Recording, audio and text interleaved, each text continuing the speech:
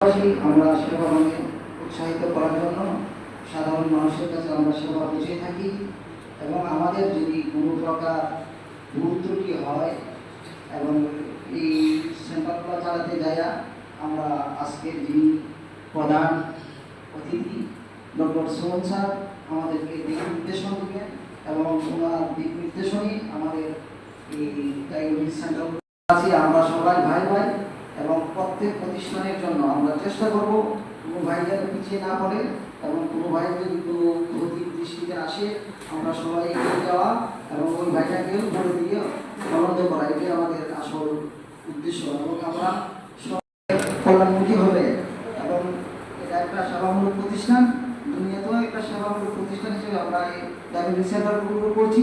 আমরা যদি সঠিকভাবে সেবা দিতে পারি এবং দুনিয়াতে আমরা শান্তি পাবো, আখিরাতেও আমরা শান্তি পাবো। কারণ আমরা বেশি আমি বিবেচনা করি, আমি আমার আলোচনা এখানে শেষ করছি। আসসালামু আলাইকুম।